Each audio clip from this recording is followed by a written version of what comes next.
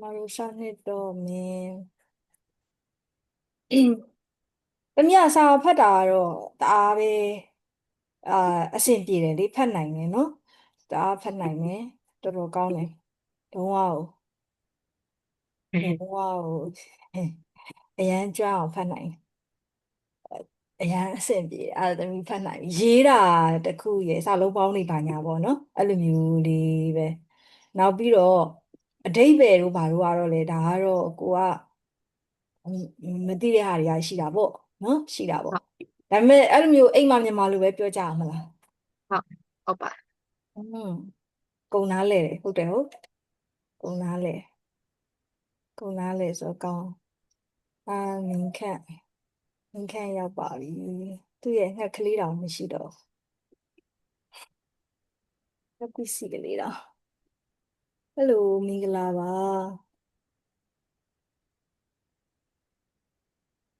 ဒီနေ့ဒီနေ့ကပုံမြင်လေးတစ်ပုဒ်အကြောင်းသင်ရမှာပုံမြင်လေးတစ်ပုဒ်အကြောင်းပုံမြင်လေးတစ်ပုဒ်အကြောင်းသင်ရမယ်ဆိုတော့ပုံမြင်ကတော့အရှိကြီးမဟုတ်ပါဘူးပုံမြင်ကအရှိကြီးမဟုတ်ဘူးဆိုရင်လည်းနည်းနည်းတော့ရှိမှာပေါ့နော်သမီးဒီဟာလေးဖတ်ပြကြည့်ဒီဥစ္စာလေးပါတယ်လေရေးထားတာဒီမှာဒီဟာလေးအခုဆရာမဟိုကလုပ်နေတဲ့ဥစ္စာလေးအကောင်းအလိမ်များ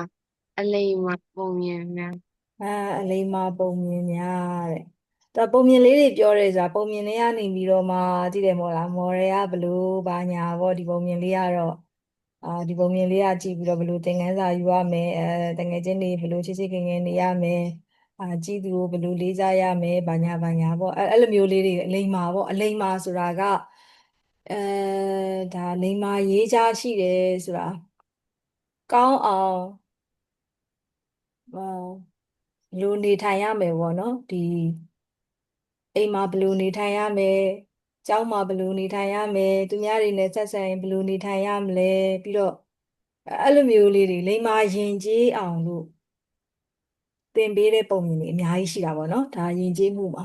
ယဉ်ကျေးမှုတွေဆိုတာကအဲ့လိုမျိုးလက်ဆင့်ကမ်းပြီးသင်ပေးတော့မှာမဟုတ်ဘူးဆိုလို့ရှိရင်လူတွေကအာတချို့တွေကကြတော့ပုံမှန်တိုင်းယဉ်ကျေးတာရှိတယ်ဒါပေမဲ့တချို့စာတွေကကြတော့ပြောပြရတာပေါ့ဒီလားကျောင်းမှာဆိုလဲတမီးတို့တွေကျောင်းမှာတမီးတို့သားတို့တွေကျောင်းမှာဆိုလဲစီကံတွေရှိတယ်မလားစီကံလေးတွေရှိတယ်ဘယ်မလို့ရဘူး do's and don'ts တွေပေါ့အဲ့လိုမျိုးလေးတွေရှိတယ်အဲအလိမ္မာပုံမြင်နေကြတော့အဲ့ဒီထက်ပိုသွားတယ်အဲ့ဒီမှာ तू က model ရဘယ်လိုရှိတယ်ဒါကဘယ်လိုလေးလိုက်နာသင့်တယ်အဲ့လိုလိုက်နာရင်ပို့ပြီးတော့ကောင်းတယ်ဆိုတော့ tradition လို့တော့ပြောလို့မရဘူးဒီဟာဒါလေးတွေသိထားရင်ပို့ပြီးတော့ကောင်းမှာပေါ့နော်အဲ့တော့ဒီအလီမာပုံမြင်လေးတွေကဒီတစ်ပုဒ်ကိုဆရာမတို့သွားကြည့်မယ်ဆိုတော့အိမ်မှာဆိုလဲသမီးတို့သားတို့ရေမိဘတွေကဆုံးမတယ်မလားဒီကြီးတွေကိုခံမပြောရဘူးအဲ့လိုမျိုးကိုယ့်ထက်ကြီးကိုယ့်ထက်ကြီးတဲ့သူတွေကိုအဲ့လိုအဲဒါသမီးဆုံးမဖြစ်ပါပြောရမယ်ဆုံးမရေ အဲဆုံးမလို့သမီးဆုံးမကြီးဖြစ်ပါ အဲ့လောက်ဆုံးမဘယ်သူကအများကြီးပို့ဆုံးမလဲဒီဖေဖေကဆုံးမလားမေမေကဆုံးမလားဆုံးမလို့အဲ့လိုပေါ့စိတ်ပူပြီးတဲ့ခါကျတော့ तू ကဒီလိုမျိုးရှိတယ်လေကလေးတို့ရဲ့ဒီလားအဲ့လိုမျိုးသားသမီးကိုကအိမ်မှာတေချာလေးမဆုံးမထားဘူးအဲ့လိုမျိုးဖြစ်တယ်ဆိုလို့ရှိရင်ဘယ်လိုဖြစ်သွားမရှိဆရာမရဲ့ screen ကအခုတော်တော်ဝါနေတယ်အော်ရပြီလား तू ပြန်ပြီးတော့ store share လုပ်လိုက်အောင်ဘယ်လိုဖြစ်တာလဲခဏလေးဆရာမဟိုကလုပ်လိုက် screen ကြီးကို share လိုက်မယ်အဲ့တော့အဆိုရင်အဆင်ပြေမယ် screen ကြီးကို share လိုက်ပါမယ် just store you အဲ့ဒါကိုမြင်ရမယ်မဟုတ်ဘူးဟုတ်တယ်လေခုမြင်ရလားခုကောင်းကောင်းမြင်ရလားမမြင်ရဘူးဝါဝါမြင်ရဟမ်ဝါမြင်နေတော့မလားโอเคဝါတော့မင်းခန့်ရောပြောပါဦးအိမ်မှာအဲ့လိုမျိုးဒါကဆိုးဆုံးမရတယ်ဘာလို့ဆိုတော့အဲ့ဒါတွေကလူကြီးမိဘတွေရဲ့တာဝန်ဖြစ်တယ်ပေါ့နော်တာဝန်ဖြစ်တယ်ဒါသမီးတွေကိုဒါ တပြေးတွေကိုပြောပြရတယ်တွင်တင်ပြရတယ်ဆိုတာဒါတာဝန်ဖြစ်တယ်အဲ့လိုမပြောဘူးဆိုလို့ရှိရင်တစ်ချိန်ကြာရင်ဒါလူဟွာတွေကိုဝင်လို့ရှိရင်သူများပြောစရာဖြစ်တယ်ဆိုရင်ကြတော့မကောင်းဘူးလေတိလားเนาะပထမဦးဆုံးတွေ့ရမှာကဒီရဲ့ကိုယ်တိုင်ဖြစ်တယ်ပေါ့တိလားကိုယ်တိုင်ဖြစ်တယ်ပထမဦးဆုံးအပြောခံရမှာကိုယ်တိုင်ပြီးလို့ရှိရင်ကြတော့ဘသူကအပြောခံရမယ်ဆိုတော့ဒါမိဘဆရာသမားတွေပြောပြီးအဲ့လိုမျိုးဆိုတော့အဲ့လိုတွေမဖြစ်ရအောင်ဆိုပြီးတော့ဒါကလက်ဆင့်ကမ်းပြီးတော့အသွင်သင်ဆုံးမတယ်ဆိုတာတွေကလုပ်ရတယ်ပေါ့နော်အဲ့လိုမျိုးအဲ့ဆိုလို့ရှိရင်ဒီဟာလေးကိုဖတ်ကြည့်ကြမယ်ဒီဟာလေးကိုဖတ်ကြည့်ကြမယ်ဆိုတော့နိုင်ငံခြားအမြင်နဲ့တော့အရန်ကြီးတော့ကြိုက်ချင်မှကြိုက်မယ်ဒါပေမဲ့ဆရာမတို့ဖတ်ကြည့်ကြမယ်ပေါ့နော်ဒါကိုလေ့လာကြည့်ကြမယ်အဲမင်းခန့်သားရင်ဖတ်ကြည့်မလားဒါဟုတ်ကဲ့အာဟုတ်ပါပြီခေါင်းစဉ်လေးကစပြီဖတ်နော်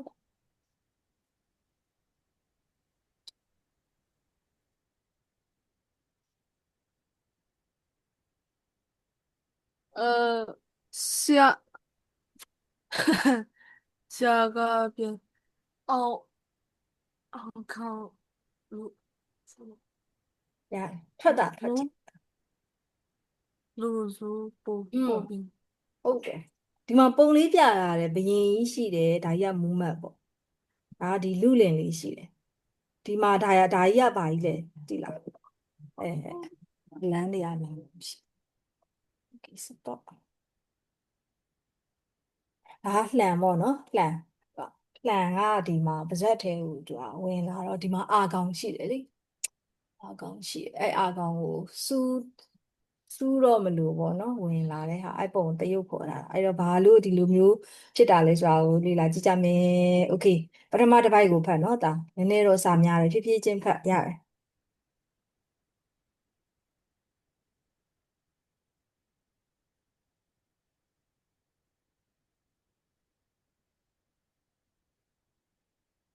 ဟောမင်းမြတ်လည်းရောက်လာပြီ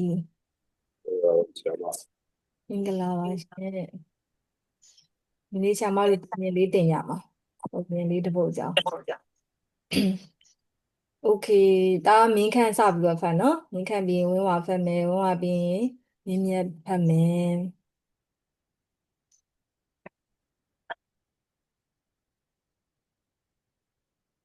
လေပြည်တော့အခါ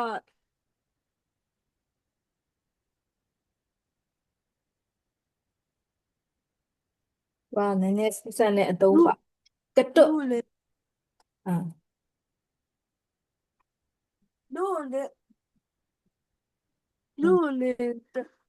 တယူတီဟုတ်ကဲပတွင်ပေါင်းပေါင်းတီခေါ်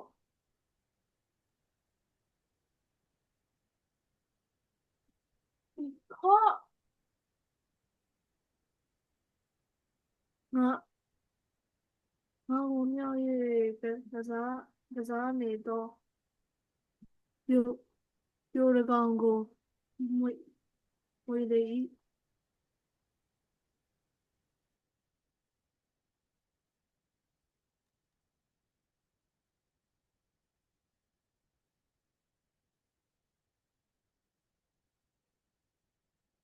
ဟုတ်တယ်ဒါဖတ်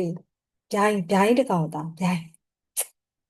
ငါနိုင်တဖတ်နဲ့ကောင်ဗျိုင်းနေဗျိုင်းတစ်ကောင်ကိုမြင်တယ်ငှက်ဖြူဖြူကြီးလေလက်ဘင်းရှိရှိနဲ့ခြေထောက်ရှိရှိနဲ့ဟိုဟာနဲ့တူတယ်ဖလမင်ဂိုအဖြူရောင်ပေါ့အဲ့လိုမျိုးဖလမင်ဂိုနဲ့တော့အသိတော့မတူဘူးအဲ့လိုပုံစံမျိုးကိုခြေတန်းရှိမှတ်ကြည့်呃，ငါပြက်လာတော့အခါမြစ်မြစ်တော့ဒါတစ်ချောင်းကြော်ခဲ့တယ်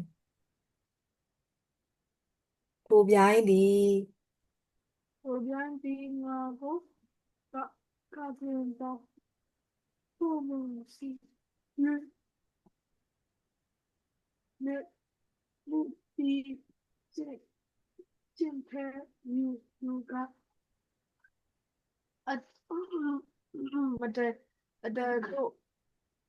ပတ်ဤငါပြက်ကြလာတော့အခါမြေတော့မယောင်နဲ့ ဖြစ်ကိုဖြစ်ကိုက်၍မဖြစ်၏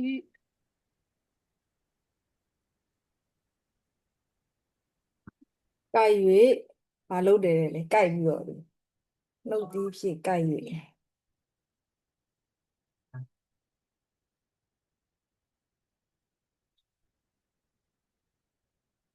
ဖန်ဤတဲ့ဟုတ်တယ်ဆက်ပြီးတော့ဖတ်တာထို့နောက် ထို့နောက်ရွှေနက်သူကစားပြီး၍ကျေသွားငါကိုကျွမောင်ငါယူကစားနေတော့ယောင်ဤတို့ကြံမူကိုလက်လာလင်တီအ လူလင် လောအား လူလင်သည် လူလေတီ อืม အလောအားကြလေဤမိမိလင်တို့တောင်လူစာတိကိုယောကတ်တို့အထက်သို့ဖြစ်၍ပါစေဖြစ်ကိုဖြစ်တွင်ကောင်းလေစွာဟာတေမိ၏ อืม လူလင်သည်ယော ရပြီသားရပြီကျေးဇူးပါဒီမှာဆိုတာဖတ်တယ်လွန်လေပြီးသောအခါလူလင်တယောက်သည်ဆရာမနဲ့တစ်ခေါက်လိုက်ဖတ်ကြည့်မလားနော်တစ်ခေါက်ဖတ်ကြည့်မယ်ဆရာမနဲ့တူတစ်ခေါက်ဖတ်ကြည့်မယ်လွန်လေပြီးသောအခါဒါလိုက်ဆိုနော်လွန်လေပြီးသောအခါ လေပြီးတော့အခါ လူလင်တယောက်သည် လူလင်တယောက်ကြီး ကဒုတ်ပေါက်တစ်ခု၌ သတို့ပေါက်တစ်ခု၌ ငါးကိုမြှောက်၍ ငါးကိုမြောက်၍ ကစားနေသော ကစားနေတော့ ဗျိုင်းတစ်ကောင်ကိုမြင်လေ၏ ရိုင်းတစ်ကောင်ကိုမြင်နေ၏ ထိုဗျိုင်းသည် ကိုပြိုင်းသည် ငါးကို ငါးကို ကဒုတ်ပေါက်မှဆောက်၍ ဘရော့ပေါင်းမှဆောက်၍ နှုတ်သီးဖြင့်ဖမ်းယူကာ တို့သည်ဖြစ်ပန်းယူမှာ အထက်သို့ပစ်၏ အခက်တို့ဖြစ်၏ ငါးပြန်ကြလာသောအခါ ငါပြန်ကြလာသောအခါ မြေသို့မရောက်မီ ရေတို့မရောက်မူ နှုတ်သီးဖြင့်ကိုက်၍ဖမ်း၏ နှုတ်သည်ဖြစ်က၍ဖမ်း၏ ထို့နောက်ရှေ့နီးတူကစားပြန်၏ ထို့နောက်ရှင်းတို့ကစား၏ ကစားပြန်၏ဟုတ်တယ်ဤသို့ငါးကိုအကြိမ်ကြိမ် ခြေတို့ငါးကိုအချိန်ချင်း ပြစ်မြောက်ဖမ်းယူကစားနေသော ပြင်းမြောက်ဖမ်းယူကစားလေတော့ ဗျိုင်းဤကျွမ်းကျင်မှုကို ဗျိုင်း၏ကျွမ်းကျင်မှုကို လူလင်သည်အလွန်အားကျလေ၏ လူတင်သည်အလုံးအားကြလေ၏ မိမိလည်းဒုတ်ဓားလှန်စသည်ကို မိမိလည်းတို့ဒါလစသည်ကို ဗျိုင်းကဲ့သို့ ဗျိုင်းကဲ့သို့ အထက်သို့ပြစ်၍အထက်သို့ပြစ်၍အထက်သို့ပြစ်၍ အထက်သို့ပြည့်၍ ပါဇက်ဖြင့်ကိုက်ဖမ်းနိုင်လျင် ပါဇက်ဖြင့် ကိုက်ဖမ်းနိုင်လျင် ကိုက်ဖမ်းလာလျင် ကောင်းလေစွာဟုတွေးမိ၏ ကောင်းလင်စွာကိုတွေးလိ၏ ဟုတ်ပြီနောက်ခါကျရင်တော့အကုန်လုံးအကယ်၍အခါကျရင်တူတူဆိုကြည့်ကြမယ်နော်အခုကတော့ဟိုတားတယောက်တည်းဖြစ်သွားတယ်အဲ့ဆိုသမီးကဒုတိယဘိုက်ကိုဖတ်ကြည့်မယ်နော်ပြီးမှဆရာမရှင်းပြ လူလင်သည်ဗျိုင်းကို တွေ့ခဲ့ပြီးနောက်အိမ်သို့ရောက်သောပြိုင်းကိုအတုယူကာတစ်ခွန်တစ်ခွန်တစ်ခွန်မို့တစ်ခွန်တစ်ချွန် တစ်ချွန်ချွန် တစ်ချွန် ရှက်ဖြစ်နေရှက်ဖြစ်နေတယ်တစ်ချောင်း တစ် ချွန် ချွန် တ တစ် စ် ချွ ချွ န် န် များကို အာ တစ်ချွန်များကိုအထက်သို့မြှောက်တင်၍ရေသို့မကျမီပါစပ်ဖြင့်ကိုက်စမ်း၏ဘာလဲ ပါ ကာ ဇက် ကြီးဥစားကြီး ဇက်သမီးပါဇက်ဖြစ်ကြိုက်ဖန်းဤအာ ကို ဤ က် တို့ စိ ပြီး သို့ တော့ဤတို့ ဟာအဲ့ကာကြီးဥစားဟိုဘေးနာဥစားဒီပဲ ဒီဟာကိုပြောရလားသမီး ဟုတ် အခု တယ် ဒီဟာကိုပြောရလားသမီးဖတ်တတ်တာ ဟုတ်တယ် ဒါဤအခရာဤလို့ဖတ်တာ အဲ့တော့အခရာဤနဲ့ဒီရတဲ့လူပဲပေါ့ မတူဒါအခရာဤဒါ ဟောအခရာဤနဲ့ဤ ဤဆိုတာ this တို့ဤအရာပေါ့အဲ့လိုမျိုးပြောတာ this ဤ လို့ သို့ ပြော အကျဉ်းချင်းပြုလို့လေ့ကျင့်ဖန်များသောလုံလူလင်ဒီတချွန်တို့ကိုရှစ်တာ တစ်ချွ နှင့် န်လို့ပဲဖတ်မယ်သမီးနော် တစ်ချွန် တစ်ချွန် တစ်ချွန်တို့ကို โอเค တစ်ချွန်တို့ကိုရှာနှင့်မြာပင်မထိအောင်ကျွမ်းကျင်စွာကိုက်၍ဖမ်းနိုင်လာလေ၏ထို့အခါအုတ်ခဲစသည်တို့နှင့်လည်းကောင်းလှံတံကြီးငယ်တို့နှင့်လည်းကောင်းအတွားထက်စွာတွေးထားသည့်သံလျက်နှင့်လည်းကောင်းလေ့ကျင့်၏ယင်းလက်နက်တို့ကိုလည်းတစ်ချွန်များနှင့်ကစားသကဲ့သို့ကျွမ်းကျင်စွာကိုက်၍ဖမ်းနိုင်၏ဤအသက်၌လှလုလင်သည်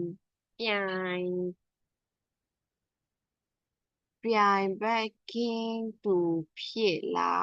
လေ၏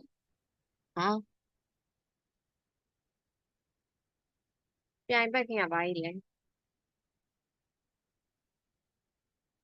ဒီမဲ့ကိစ္စ no 2ပေါ့သူတယောက်တည်းပဲရှိတော့တယ်သူဟာဒီအမှအကျွမ်းကျင်ဆုံးဖြစ်လာတယ်သူ့ကိုရှင်ပြိုင်နိုင်တဲ့သူမရှိတော့ဘူးသူ့လိုကျွမ်းကျင်တဲ့သူကဒါ scale ဖို့ဖြစ်ဆုံးပေါ့နော်ဒီလိုမျိုး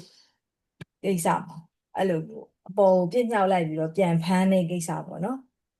ဒီလှန်ဘာပဲဖြစ်ဖြစ်ရိုင်းကငါးကိုဖမ်းတယ်မဟုတ်လားငါးကိုသူကအပေါ်ကိုပြစ်လိုက်တယ်ပြစ်လိုက်ပြီးတော့မှသူကပြန်ဖမ်းလိုက်တာအဲ့လိုပဲသူကလိုက်လေးပြီးတော့လိုက်လေးကျင်တာဒီလူလင်ကဘာတွေနဲ့လေးကျင်တာလဲတစ်ချွန်တွေနဲ့လေးကျင်တာနောက်ပြီးကြတော့သူကတစ်ချွန်တွေအပြင်ဓားတွေလှန်တွေပေါ့အရင်ခေတ်တုန်းကဆိုတော့ဓားတွေလှန်တွေလည်းရှိရပါတော့အဲ့ဓားတွေလှန်တွေလည်းခြုံထက်တဲ့ဟာတွေကိုသူကအပေါ်ကိုပြစ်ပြီးတော့ပြန်ဖမ်းတာသူ့ပါဇက်နဲ့အဲ့ဒါမှသူကကျွမ်းကျင်လာသူ့လိုကျွမ်းတဲ့လူတယောက်မှမရှိသူ့ကိုပြိုင်နိုင်တဲ့လူရှင်နိုင်တဲ့လူတယောက်မှမရှိဘူးလို့ပြောတာအတော်ဆုံးပဲကွာဒီမှာသမီးတို့မှာထားပါတော့ပကြီးအတော်ဆုံးပဲပေါ့ဒီခန်းထဲမှာသူ့ရှင်နိုင်တဲ့သူမရှိဘူးပြိုင်ဘက်ကင်းလို့ခေါ်တယ်အဲ့လိုမျိုး number 1ပေါ့နော်ဆိုလိုတာအဲ့ဆိုရင်တားမင်းမြတ်နော်တားမင်းမြတ်ကဒီအပိုက်ကိုဆက်ပြီးတော့ဖတ်မယ်နော်ဆရာမပြီးမှအကုန်ရှင်းပြအောင်လူလင်သည်အဲ့ဒီရတယ်ဖတ်လူလင်သည် လူလေဒီမိမိဆွဲကိုရွာအေးရှိဦးစွာပြဤရာသာပေရီဒီတို့ရာစပါလေချာယစုလေဗျာကို追而且非常易如人的土壤是这个皮这样牛皮这牛的巴拉嘎咪而说不要一出而刚一出而一出而有可以做一算在的正月数描刷比较低。 ဟုတ်ပြီဒါဒီဘိုက်လေးမှာနည်းနည်းခက်တဲ့စာလုံးတွေပါတယ်နော်ဥပမာစုလက်တို့ဘာတို့အဲ့တော့အကုန်လုံးအတူတူဆရာမနဲ့အတူတစ်ခေါက်လိုက်ဖတ်ကြည့်မယ်နော်ဆရာမတစ်ခေါက်ဖတ်ပြမယ်အဲ့လိုမျိုး3ယောက်လုံးကလိုက်ပြီးတော့ဖတ်ကြည့်နော်စာလေးကိုနည်းနည်းဖြစ်အောင်လို့လူလင်သည်လိုက်ဆိုနော်လူလင်သည်路人的3ယောက်လုံးဆိုနော်မင်းခန့်ရောတာရောမိုက်ဖွင့်ဒါလိုက်ဆိုအောင်မယ်လူလင်သည် လူလင်路သည်人的လူလ မိ င်သည် မိအစွမ်းကို မိမိအ你也စွမ်း算ကို ရွာ၌ရှေးဥစွာပြ၏ 哇，那些ရွာ၌这些无所有意， ရှိ Yeah. ၏ရွာသားပရိသတ်တို့လည်း 有有那那不别是多了，嘞，များစွာနှစ်သက်ကြ၍ 然ညာ 后 စွာလက်သက် 那 ကြ 个 ၍ 大月， ဆုလက်များကို 住了苗国， များကို အကြိမ်ကြိမ်အထက်ထပ်ပေးကြ၏渐渐他在北下一， လူလင်သည် လူလင် 的 ထိုရွာမှတဆင့် ကို 多 ရွာ 样 မှ 爸 တစ် 是 ဆင့် တစ်ရွာပြီးတစ်ရွာ တစ် 对 ရွာ 呀， ပြီး 比 တစ် 对 ရွာ 呀， တစ်မျိုးပြီးတစ်မျိုးသို့ 这 တစ် 苗 မျိုး 比 သည် 这 တစ် 苗 မျိုး 多， သို့ သွားလာက သွားလာ 哇， က 呀， မိမိအစွမ်းကိုပြ၏ မိ 的 မိ 你 အ 也 စွမ်းကို 算 ပြ 我表演， ထိုအခါ၌လည်း 多 သော 好 က 我刚来嘞， ပရိသတ်တို့သည် ပရိသ 对 တ် 的罗一， လွန်စွာနှစ်သက်ကြ၍ လုံး 路 စွာ 了 တစ်သက်ကြ 在 ၍ 大月， ဆုလက်များစွာပေးကြ၏ 多样在少苗的，个北下一 ကြ，၏ ဆုတွေအများကြီးရနေပြီ Okay ဘဒုကလဲလဲဆိုတော့ဒါမင်းခန့်ကလေးပြန်ရောက်သွားပြီနော်လူလင်ကြီးအစွမ်းကိုဆက်ပြီးတော့ဖတ်တာ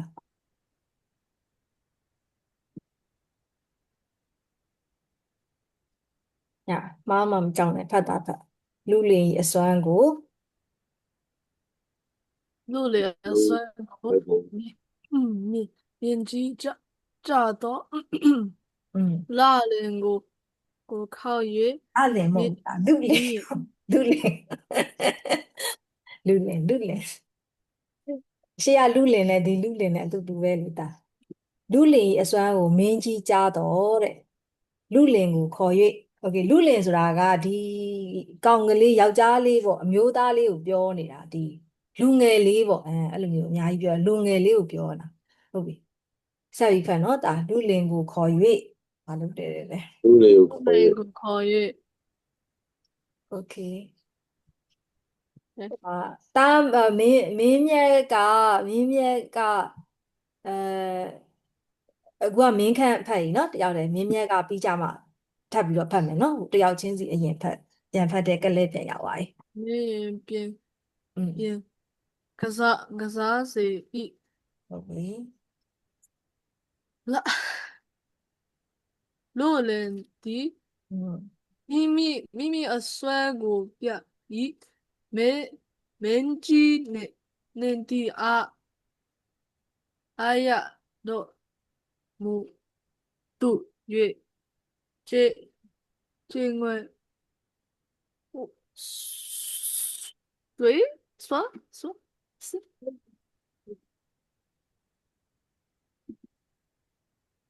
อืม 嗯，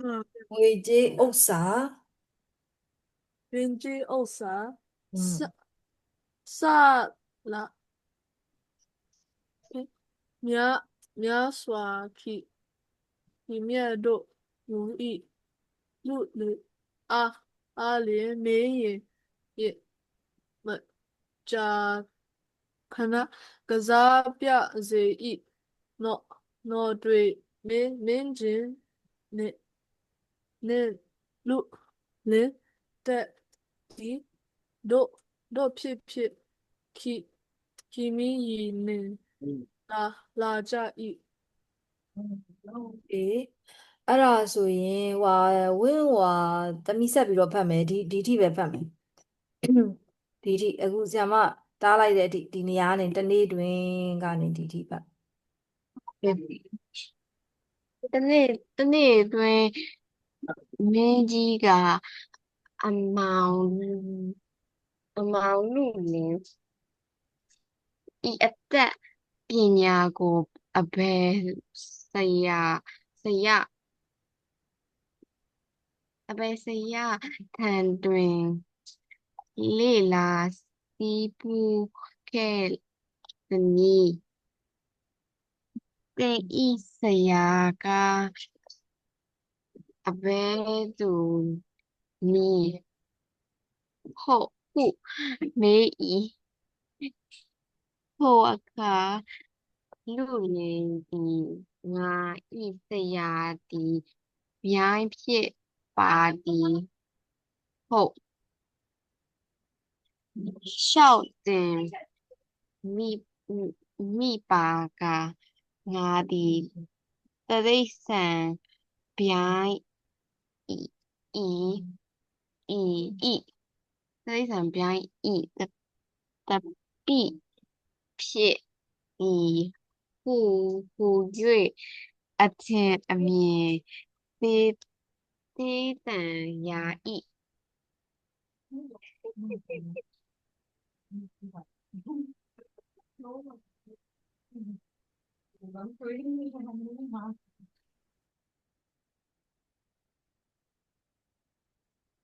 မင်းမြတ်ကဆရာမအတန်ပိတ်တာဒါမင်းမြတ်ကအဆုံးထိဖတ်မယ်နော်ဒီထိုအခါကနေစပြီးတော့လေဒီနေရာကနေစထိုအခါ ตัวข้างมาอีไออีกาเอโยเลไลมีเอเวเลลาปาเนโอยายรีโซยายไลไลมีอูเวโตโซเวมีตาเยအရှိမေချီကျော်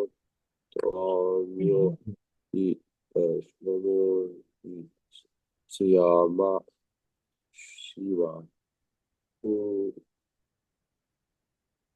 လောက်ထေမီရေဤတို့နိုင်တဲ့လူလေးဤရှင်အထူးhello that's it နေဇာအခါမီအောင်မပေရိုင်ကောပဲအားဆိုင်ကိုရိုတီပေါချေပါရှိတဲ့ဆိုရှ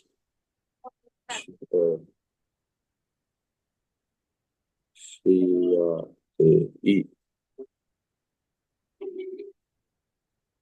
မြင်လေးရပြီးသွားပြီဒီလိုအားလုံးကျေးဇူးပါကျွန်မတို့ဒီကနေပြီးတော့မှအတူတူတစ်ခေါက်ထပ်ဖတ်ကြမယ်ကျွန်မ ဆရာမနောက်ကနေပြီးတော့မှလိုက်ပြီးတော့ဖတ်ကြည့်နော်ဒီထဲမှာဟွာတွေများတယ် okay 3ယောက်လုံးလိုက်ဆိုမယ်နော်3ယောက်လုံးလိုက်ဆိုမယ် okay လူလင်ဤအစွမ်းကို လူလင်အစွမ်းကို မင်းခန့်ရောမင်းမြတ်ရောလိုက်ဆိုမယ်နော်လူလင်ဤအစွမ်းကို 他们意 လူ 思 လင်အစွမ်းကို မင်းကြီးကြသော ကြည့်ကြတော့ လူလင်ကိုခေါ်၍ လူလင်ကိုခေါ်၍ မင်းရင်ပြင်၌ကစားစေ၏ မင်း မင်းရဲ့ ၌က က စား စား စေ စေ၏ လူလင်သည် လူလင် 的 မိမိအစွမ်းကိုပြ၏ မိမိ မိမိအစွမ်းကိုပြ၏ မင်းကြီးနှစ်သက်အားရတော်မူလှ၍ 年 မြေ 纪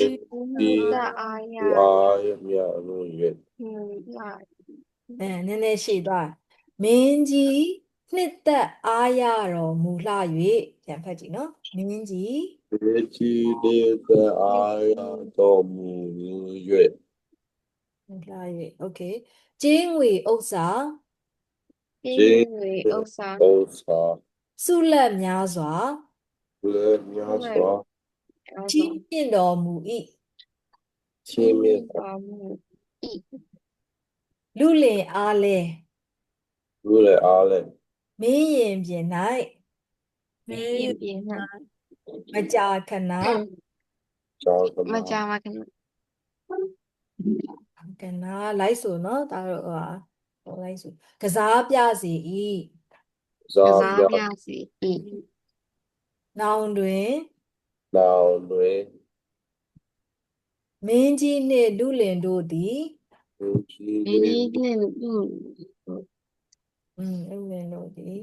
ဒါမင်းခန့်လိုက်ဆိုနော်ဒါလိုက်လို့ဆိုရင်သူကအဲစာဟိုဟာမဖြစ်ပဲနေလိမ့်မယ်ချောချောမွေ့မွေ့ဖတ်ဖို့ဟာ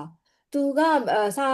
စကားတင်နေဆိုတာပြောနေမှရလीတိလားပြောနေဆိုနေအဲ့လိုမျိုးခါကြတော့မှသူကတက်လာတာပေါ့တဖြည်းဖြည်း ဖြစ်ဖြစ် ဖြည်းဖြည်း ခင်မင်ရင်းနှီးလာကြ၏ 妹妹嘞拿着一 ခင်မင်ရင်းနှီးလာကြ၏ 妹妹拿着一 okay တနေ့တွင် တနေ့တွင် မင်းကြီးက မင်းကြီးက အမောင်လူလင် အမောင်းလူ ဤအတတ်ပညာကို ဒီအသက်ပညာကို အဘယ်ဆရာထံတွင် ပဲစရာစံ လေ့လာစည်းပူးခဲ့သနည်း လေ့ လိ လိုက် လာစေဖို့ခဲ့တဲ့နည်း သင်ဤဆရာက ဆရာ ဒီဆရာက သင်ဤဆရာကဆရာကမဟုတ်ဆရာကသင်ဤဆရာက ဒီ ဒီဆရာကအ ဘယ်သူနည်း သင်ဤဆရာကအဘယ်သူနည်း ဟုမေး၏ ဒီ ဘယ်သူ ဟု နည်း ပေဝေဤ ထိုအခါ တို့အခါ လူလင်သည် လူကြီး လူလင်သည် ငါဤဆရာသည် ဆရာဒီ ဗျိုင်းဖြစ်ပါသည်ဟု 牙一把的后 လျှောက်တင်မိပါက ဘောစင် 上天土当个 ငါသည် ဒီ ငါဤ ဒီရောက်ပါငါသည် ငါသည် တရိษံဗျိုင်း၏ တိရစ္ဆာန်များဤ တပြည့်ဖြစ်သည်ဟု၍ ဒီဖြစ်ဒီမြွေ တပည့်ဖြစ်သည်ဟူ၍ အထင်အမြင်သေးတန်ရာ၏ အထင်အမြင်သေးတန်ရာဤ ထိုအခါ ထိုအခါ ငါဤဂုံတိတ်ခါလဲ ဒီကို ငါဤကောင်တိတ်ခါလဲ ညှိုးနွမ်းလိမ့်မည် ညှိုးမှန်းနေမည် လက်လာပါလဲ တဲလာပါ 这个吧嘞， စုပ်ယုတ်လိမ့်မည် ဆိုရော ဆိုရိုနေနေမည် ဟူ၍ ဟူ၍ တွေးသောစိုးရိမ်မိသဖြင့် တွေးသောစိုးရိမ်မိသဖြင့် အရှင်မင်းကြီး အရှင်မင်းကြီး ကျွန်တော်မျိုး၌ ကျွန်တော်မျိုး ဆရာမရှိပါဟု ဆရာ ၌ဆ မ ရာ ရှိ မရှိပါဟု လျှောက်တင်မိလေ၏ လျှောက်တယ်မိလေ၏ ထို့နောက်တွင် ထိုးနောက်တွင် လူလင်သည် လူလေ လူလ သည် င်သည် ရှင်းနီးအတူ ရှင်းဤအတူ လှံတံနှင့်ကစားသောအခါ လန်ဒန်နှင့်ကစားသောအခါ မိအောင်မဖမ်းနိုင်တော့ဘဲ မိအောင်မဖမ်းနိုင်တော့ပဲ အဲ့လိုတဲ့ အာကောင်ကို အောင်ကောင်း အာကောင်ကို လှံတံဖောက်ထွင်းသွား၍ ပေါ လ က် န် ပြီး ဒန် ပါ ဖောက် ၍ ထွင်းသွား၍ အသက်ဆုံးရှုံးရလေ၏ သက်ဆိုး သက် ဆိုး ဆုံး လာ ရှုံး ၏ ရသော အသက်ဆုံးရှုံးရလေ၏တဲ့ပုံမြင်လေးကပြီးသွားပြီအဲ့တော့ပုံမြင်နာမည်ကဘာလဲဆိုတော့ဆရာကာပြန်အာကောင်လှန်စုတဲ့ဆရာကာပြန်အာကောင်လှန်စုဆိုတဲ့ပုံမြင်ပေါ့နော်အဲ့ဒီမှာအာโอเคဒီပုံမြင်လေးကိုဖတ်ပြီးသွားပြီဆိုတော့နားလဲသလိုဆရာမကိုနည်းနည်းပြောပြကြမလားဒါတို့တယောက်တစ်မျိုးတယောက်သုံးယောက်လုံးပြောရမယ်နော်နားလဲသလိုလေးပြောကြည့်လိုက်အတူကျုပ်လေးသမီးဝင်းဝါစပြောကြည့်သမီးဘယ်လိုနားလဲလိုက်လဲဒီဟာဘာအကြောင်းအရာလေးကိုသမီး အော်တော့သူကဗျာကြီးကိုလိုမျိုးငားနဲ့လိုမျိုးစော့နေပြီပါဇက်ထဲဝင်အောင်လိုမျိုးလုပ်တာဖမ်းတာ အမ် ပါဇက်နဲ့ဖမ်းတာ အမ်ဟန်နာ အဲ့ ကို တော့သူကအားကြပြီးဗျာကြီးကိုအားကြပြီးလိုမျိုးလုပ်တာပေါ့လိုမျိုးဗျာကြီးကို copy ကူတာ copy ကူတာ ဗျာလို့လိုမျိုးလုပ်တာလိုက်လုပ်တာအမှလုပ်တော့ကျွမ်းကျင်ဟောတာပေါ့ပြီးတော့တော်နော် ပြိုင်ပတ်ကင်ကျွမ်းသွားတယ် confident မပါလို့မလို့ ဘုမရတာယုံကြည်ချက်ပေါ့သူကသူ့ရဲ့ယုံကြည်မှုကိုယ့်ကိုယ်ယုံကြည်မှုလို့ပြောတာပေါ့နော်ယုံကြည်ချက်အရ အခု န် ကိုယုံကြည်မှုတော်တော်ကြီးသွားပြောမှာပဲမှာလူတွေအကုန်လုံးပြနေပြီကြွားပြနေတာပေါ့ အာသွားပြဟုတ်ပြီ ဒါမှဆရာပေါ့ဆရာမင်းပေါ့ဘယင် ဘယင်း ဘယင်ကြီးအရှိမသူကလုတ်ပြနေတာမှမေးတာပေါ့ဘယင်ကဘာလို့လုပ်လဲဆိုတော့သူကဗျာရနေတင်တာပေါ့ပြောရပဲလို့နေနဲ့အဲ့ချုံကပါဇက်နဲ့မဖမ်းမိပဲနဲ့စိုက်သွားပြီးပြေးသွား ဗျိုင်းကနေတင်တယ်လို့သူကပြောလိုက်လားသူ့ဆရာကဗျိုင်းဖြစ်ပါတယ်လို့ပြောလိုက်လား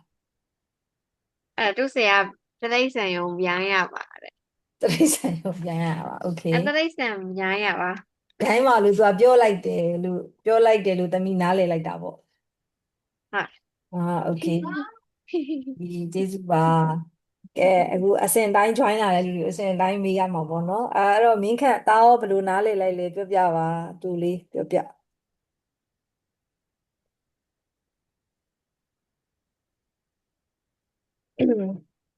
သမီးတို့မှာကျေးဇူးပါသမီးဟိုဟာဖြစ်တယ်အများကြီးဟိုဟာဖြစ်တယ်နည်းနည်းလေးပဲဟိုဟာဖြစ်တာကြော်သွားတာဒါမင်းခန့်နားလည်တယ်လို့ပြောပြနော်နားလည်လိုက်လား အာ ဒီပုံမြင်ကို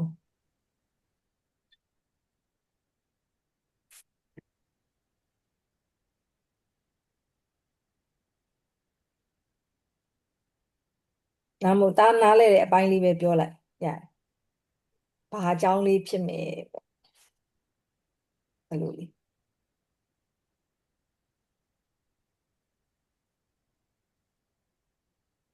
对，你们上北没？我们上北就没养。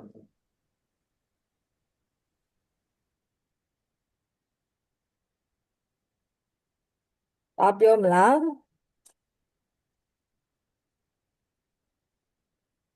and the processing ဘာလဲ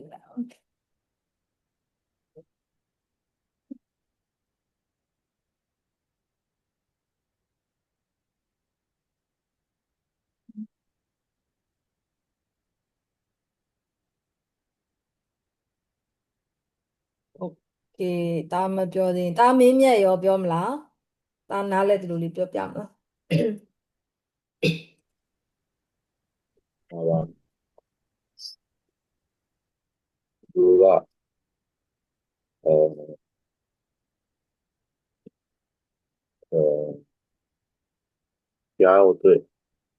也有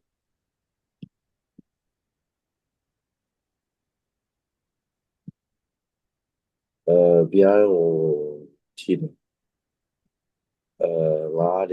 边呀哪里拍的，如果去的嗯也有如果有的边个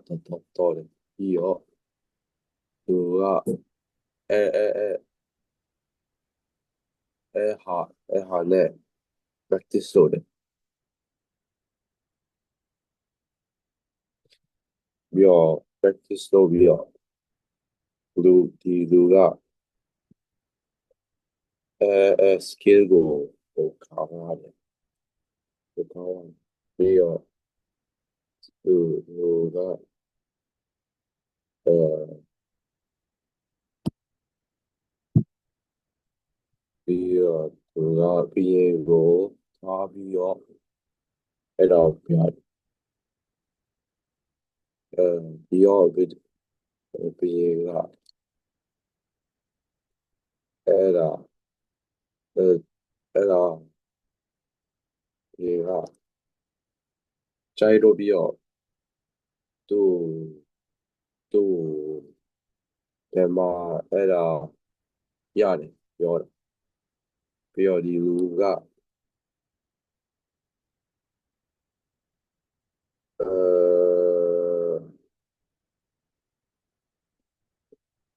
ပြိုင်မပြော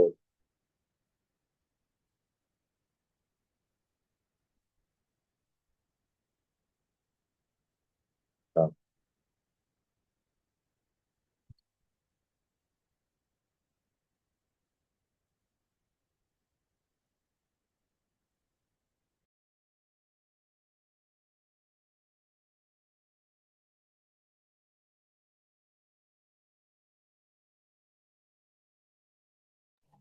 ဆရာမအတန်လေးပိတ်ပြီးပြောရနော်။ तू ကဘယင်းစီမှာ तू ကပြရတယ်ပြပြီးတော့ဟုတ်ပါပြီဒါဒီလောက်ဆိုရင်ရပြီ။အဲဆိုတော့အတူချုပ်လေးကိုဆရာမအရင်ပြောပြမယ်နော်။ဆရာမတို့မှာအချိန်လေးနည်းနည်းပဲကြံပါအတူချုပ်လေးပဲပြရင်အခုသားတို့လည်းမျိုးပြောတာတွေဟုတ်တယ်။သူလူလင်ငယ်လေးတယောက်ပေါ့လူငယ်လေးတယောက်လူလင်ဆိုရှေ့ခေတ်အခေါ်လေးပေါ့ရှေ့ခေတ်ကဆိုလူလင်လို့ခေါ်တယ်လူငယ်ကိုဒီ young man ပေါ့သူ့ကိုလူလင်လို့ခေါ်တယ်နောက်ပြီးကြတော့မိန်းကလေးဆိုလို့ရှိရင်ဒါလုံမလေးလို့ပါလို့ခေါ်တယ်ရှေ့ခေတ်ကအခေါ်လေးတွေလုံမလေးဆိုတာအဲ့လိုလေးခေါ်ကြတယ်အဲ့တော့လူလင်ကသူကဒီလူငယ်လေးတယောက်ကသူဒီတောထဲမှာပေါ့ရေစက်မှာဗျိုင်းဆိုတော့ခါကြတော့ငါးတွေကဒီရေစက်မှာရေထဲမှာငါးဖမ်းနေတဲ့ဒီဗျိုင်းလေးတစ်ကောင်ကိုသူတွေ့တယ်ဗျိုင်းကခြေတံရှည်ရှည်နဲ့အဖြူအောင်ငှက်ကလေးတကယ်ကကိုသူတွေ့တဲ့အခါမှာအာဒီဗျိုင်းရဲ့ငါးဖမ်းတဲ့စကေးပေါ့နော်သူကသဘောကျပြီးအားကျပြီးတော့သူလိုက်လေ့ကျင့်လိုက်တယ်လိုက်လေ့ကျင့်လိုက်တော့သူကျွမ်းသွားတယ်ကျွမ်းသွားပြီးတော့သူကမြို့ရွာတွေမှာလဲသူကသူ့ရွာမှာသူအရင်ဆုံးသူများတွေကိုသူက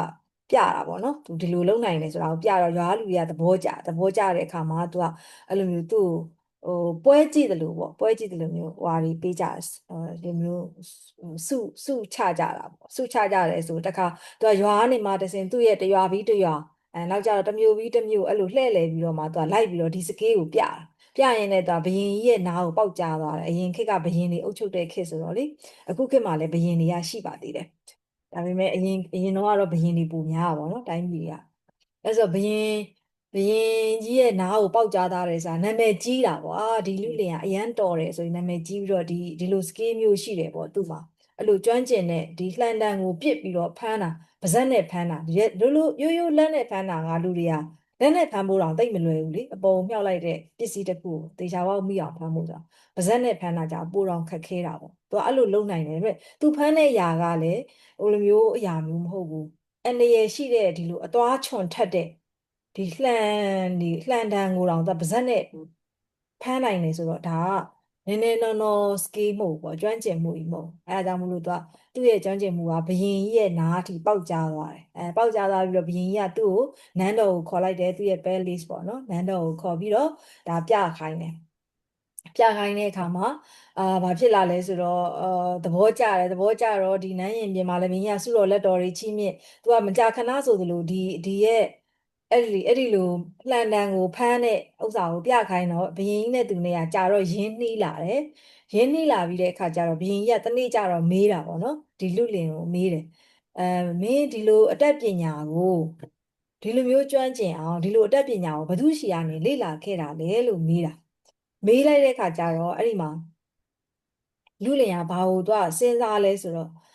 သူကဘသူရှိရလေးလာခဲ့တာဆိုတော့ तू ကဗျိုင်းရှိရနေကြည့်ပြီးတော့မှအတူယူပြီးတော့လှုပ်လာပေါ့နော် तू မလေးကျင့်ပဲနဲ့တော့မကျွမ်းဘူးဒါပေမဲ့ तू စပြီးတော့မြင်ခဲ့တာတော့ဗျိုင်းလှုပ်လို့ तू ကသိသွားတာဒီလိုဖမ်းလို့ရတယ်ဆိုတော့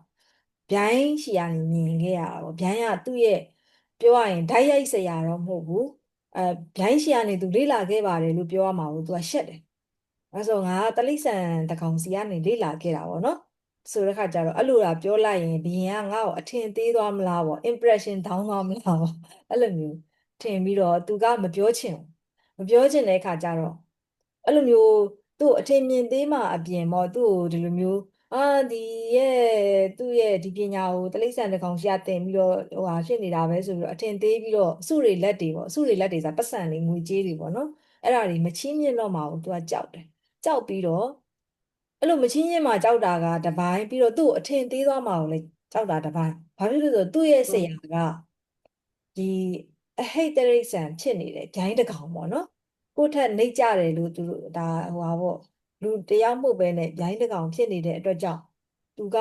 ပြောရမှာထုတ်ပြောရမှာရှက်တယ်အဲကြောင့်သူ့မှာဆရာမရှိပါဘူးဆိုပြီးတော့ဘယင်ကြီးကိုသူကပြောလိုက်တယ်ဆရာမရှိပါဘူးပြောလိုက်တယ်ဆရာမရှိဘူးဆိုပြီးတော့ပြောလိုက်ရောအဲ့နဲ့ဒါသူ့ဘာရင်သူပဲတတ်တယ်လို့ပေါ့ကြည့်တယ်မလားသူ့ဘာသူကိုယ့်ဘာကိုတီထွင်ထားတဲ့စတိုင်မျိုးသူကအဲ့လိုမျိုးပေါ့နော်သူ့မှာဆရာမရှိဘူးလို့ပြောလိုက်တဲ့ခါကျတော့နောက်တစ်ခေါက်သူကဒီရဲ့အဲ့ဒီ skill ကိုလှန်ဖမ်းတဲ့ဥစ္စာကိုဘယင်ကြီးရှေ့မှာထပ်ပြီးတော့လဲပြရောအဲ့ချိန်မှာသူကမဖမ်းနိုင်တော့ဘဲနဲ့လှန်ကသူ့ရဲ့အာကောင်လေးကိုစိုက်ဝင်ပြီးတော့သူအသက်ဆုံးရှုံးသွားတယ်တဲ့အဲ့လိုမျိုးပေါ့ဆရာကိုဆရာကိုပြောရရင်ဆရာပေါ်မှာဆရာကိုဆရာလို့အတိမတ်မပြုဘူးပေါ့သူကအဲ့လိုမျိုးသူလိန်ပြောလိုက်တာပေါ့နော်လိန်ပြောလိုက်တာပေါ့အဲ့တော့အဲ့ဒီလိုမျိုးဖြစ်သွားတဲ့အတွက်ကြောင့်ပြောရရင်တော့သူကလိန်ပြောလိုက်တဲ့ကိစ္စဖြစ်သွားပြီလေဒီလားလိန်ပြောလိုက်တဲ့ကိစ္စဖြစ်တော့သူကလူကမဟုတ်တာမကောင်းတာလုပ်ထားရင်ကြောက်တတ်တယ်လေဒီလားကြောက်တတ်တဲ့ခါကျတော့ concentrate မလုပ်နိုင်ဘူးဖြစ်မှာပေါ့ဖြစ်ပြီးတော့မကောင်းတာမကောင်းတယ်ဘယ်လိုပြောရမလဲမသိသူလိန်ပြောလိုက်တယ်ပေါ့လိန်ပြောတယ်ဆိုတာတော့မကောင်းဘူးပေါ့နော်လိန်ပြောလိုက်ကိုယ့်ဆရာကိုသူကကိုယ့်ဆရာပါလို့မပြောဘဲလိန်ပြောလိုက်တော့အဲ့တော့သူ့မှာဒီ emotion ကဖြစ်မှာပဲဖြစ်ပြီးတော့နောက်တစ်ခါကျတော့ဘာဖြစ်မလဲဆို concentrate မလုပ်နိုင်တော့ဒီလှန်ကဒါလာစူးတာပေါ့နော်အဲ့ဒါကိုဒီမှာသူကဘာမျိုးပြောလဲဆိုတော့လှန်ကအရန်အရှိကြီးလေလွဲသွားတာနဲ့သူကစူးမိမှာပဲလေဒီလားအဲ့တော့အာကောင်နဲ့ပါဇက်နဲ့ဖမ်းတာဆိုတော့တန်းပြီးတော့ပါဇက်ထဲဝင်ပြီးတော့အသက်ဆုံးတာပေါ့နော်အဲ့လိုဖြစ်သွားတယ်အားကြောင့်မို့လို့ဒီမှာဆိုလို့ရှိရင်လူကြီးတွေကဘာပြောလဲဆိုလို့ရှိရင်ဆရာကိုကပြန်နေဆိုတာကအဲ့လောက်ထိကိုယ်ဆရာမဟုတ်ဘူးလို့ပြောတာအထိမဟုတ်ဘူးဘယ်လိုမျိုးလဲဆိုလို့ရှိရင်ပြောကြတာပေါ့နော်ပြန်ပြောတာပေါ့ပြန်ပြောတာတွေလုပ်တာတွေရှိတယ်ပြန်ပြောတယ်ဆိုတာကဆုံးမတာကိုမနာခံဘဲနဲ့မေးခွန်းမေးတာတွေဘာညာကိုပြောတာမဟုတ်ဘူး critical question တွေဘာတွေကမေးရတယ်မသိတာကိုမေးရတယ်ဒါပေမဲ့လေတမျိုးသားတို့ကမြန်မာပြည်မှာတော့ဆိုရင်စာပြန်မေးတဲ့ကိစ္စဆိုတာတော်တော်မရှိသလောက်ဖြစ်ကြတယ်ပေါ့နော်အဲ့လိုမျိုးဘာမေးခြင်းလဲဆိုတဲ့ဟာပေါ့အဲ့လိုမျိုးကိစ္စတွေကဒါနိုင်ငံခြားမှာအရန်ကောင်းတယ်ဒါကလေးတို့အခုစင်ကာပူမှာကျောင်းတက်ကြတယ်ဆိုဘာမဆိုပြန်ပြီးတော့အာ critical thinking ကိုအားပေးတယ်လေသိလားဆရာမပဲဖြစ်ဖြစ်ကိုကမသိတာကိုမေးချင်တဲ့ဟာကိုပွင့်ပွင့်လင်းလင်းမေးလို့ရတယ်ဟုတ်တယ်ဟုတ်ကျောင်းမှာမေးလို့ရတယ်မလားဘယ်ဟာမဆိုလေဘယ်ဟာကဘလို့ညီမဒီမှာလည်းမေးလို့မရဘူးမဟုတ်ရတယ်မေးလို့တော့ရတယ်ဒါပေမဲ့အဲ့လိုမေးလေးမရှိကြဘူးပေါ့မေးလေးမရှိကြဘူးဆရာပြောသမျှပဲအဲ့လိုတိုင်းလို့အဲ့ဒါတကယ်တော့ဟိုဟာမဖြစ်ဘူးပေါ့မကောင်းဘူးပေါ့ အဲ့လိုမေးတဲ့ဟာတော့ဒါပေမဲ့မေးတယ်ဆိုတဲ့အခါမှာတော့ကိုကရင်ကြီးကြီးမေးရတယ်ဆရာမတို့ကြောင်းတက်တော့လေတိလားအဲ့ဒီ NTU တိတယ်ဟုတ်ကြောင်းတက်တော့အမှနိုင်ငံသားတွေအများကြီးပဲနိုင်ငံသားတွေအများကြီးပါတော့မြန်မာတွေကတော့ပုံမှန်အဖြစ်ကသူကဆရာမဆိုသူကသူအဲဒါကရိုးရာယဉ်ကျေးမှုပဲဆိုပါတော့အဲ့လိုဟိုဟာဖြစ်တယ်လေးလေးစားစားမျိုးရှိတယ်ဒါပေမဲ့တချို့နိုင်ငံကလူတွေကအဲ့လိုမဟုတ်ဘူးသူကတော်ထူးထူးဆန်းဆန်းပါနော်တက္ကသိုလ်ကဆရာမတွေဆိုတာကလေဘယ်လိုမျိုးလဲဆိုသူတို့ကကျောင်းသားတွေရဲ့ feedback နဲ့ကျောင်းသားတွေကဒီဆရာကိုကောင်းပါတယ်ဆိုပြီးတော့သူတို့က feedback တွေပေးတော့မှနောက်နှစ်တွေမှာသူတို့ကဆက်ပြီးတော့ကျောင်းကဆက်ငှားတာပေါ့နော်